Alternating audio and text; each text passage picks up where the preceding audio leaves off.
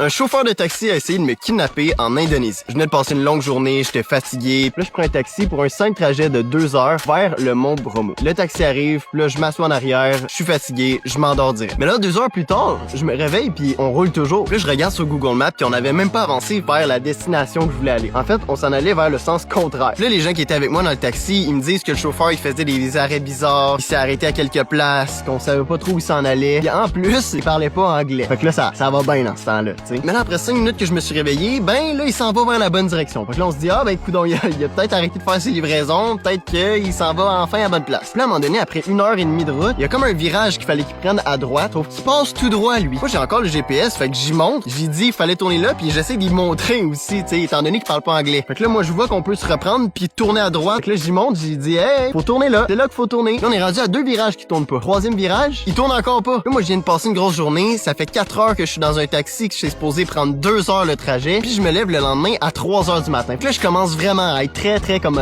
fâché, là. Ça me donne envie de le frapper. Ouais, c'est ça l'envie qu'il y avait, là. Ouais. Là, finalement, au 4e virage, quand je suis en train d'y crier dessus pour qu'il tourne, il finit par tourner. Puis là, je me dis, oh yes, enfin! Enfin, on s'en va à la bonne place. Fait que là, il continue dans la rue pendant environ 100 mètres, puis après ça, il s'arrête. Il arrête l'auto, il laisse la clé là, il sort, il s'en va de l'autre côté de la rue, puis il sort son téléphone, puis il passe un appel. Il parle à quelqu'un, on sait pas à qui il parle, mais il est en train de parler à quelqu'un. Là, à ce moment-là, moi, j'ai 3 options. Soit je reste dans le taxi puis j'attends, soit je vole l'auto du chauffeur puis je m'en vais à la destination que je veux, ou soit je sors de l'auto puis je me trouve un autre taxi. J'ai vraiment hésité à lui voler son taxi, là, mais écoute, je me suis retenu, j'ai pris mes affaires, je suis sorti du taxi puis j'ai commencé à marcher. J'ai fini par arriver à une station-service où j'ai pu appeler la personne qui était responsable de mon hôtel, qui est venue me chercher, mais ce soir-là, je sais pas pantoute ce que le taxi voulait, mais honnêtement, je sais pas si je me serais rendu à la bonne place.